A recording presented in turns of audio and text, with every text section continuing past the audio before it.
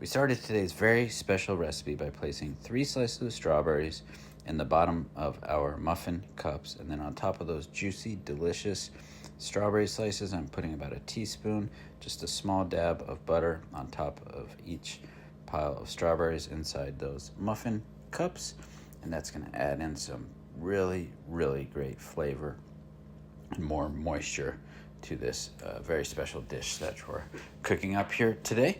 Now, on top of that, we're going to bring in a little bit more sweetness with those strawberries. I'm going to be using some Truvia brown sugar replacement. This is really great sweetener.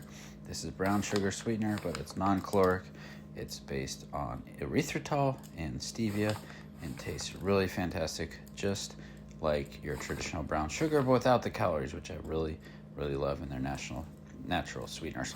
So I'm just putting a pinch of that brown sugar, as you can see, not too terribly heavy, about half a teaspoon or so inside each of those muffin cups as well. And all these flavors are going to mix together so nicely as we start and continue putting this together. Now I'm going to bring in my mixing bowl, and I'm adding into the mixing bowl 4 eggs right there at the bottom as we move into our next step. These are free-range eggs, so those yolks are a little bit darker than your normal and a little bit more nutrients, which I really love. Now I'm going to put in 1/3 cup of vegetable oil right in with those eggs, and as you can see, those mix together pretty well already. And then I'm going to do about 2 ounces of cream cheese in with my eggs and that canola oil.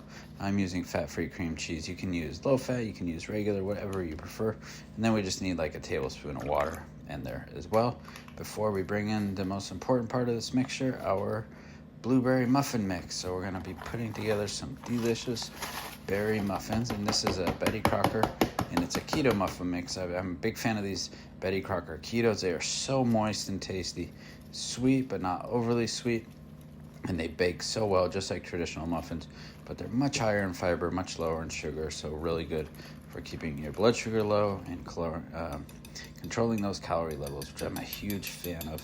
Whatever we can do to have a traditional tasting treat without the added sugar and the added calories is a huge plus, if you ask me. So now we're gonna bring back in our muffin tin, and then I'm gonna get my scooper, and then let's scoop our muffin mix right on into each of those individual muffin cups. You want to be careful, make sure we don't spill, get it nice and clean and smooth, evenly distributed scoops of mix right on in there. We're just going to get going here, a few more. I'll cut to the end. I know you don't have to watch me. You don't need to watch me fill each and every one of these paper cups, so I will spare you that. And we're getting to the end now. We're running out of the muffin mix, and it worked just perfectly with that 1 box of Betty Crocker mix. And of course, if you want to use regular muffin mix, you can for sure.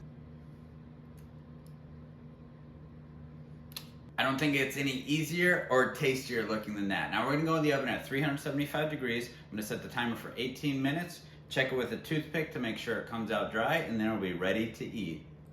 All right, it's been in the oven 20 minutes. Look at that, just beautiful. Now that blueberry muffin mix is darker, so that's why the muffins look darker than normal, but it came out perfect, no sticking to our toothpick, nice and perfectly cooked. Let me get one out for the best part of the video, the taste test, of course. These are gonna be so moist, I can already tell. Man, these smell so good. This is so awesome. I can't wait to try this. Nice and moist, that dark blueberry batter with those strawberries and the butter. What a combination. These are so moist and tasty. That berry is hard to beat. You guys are gonna love this.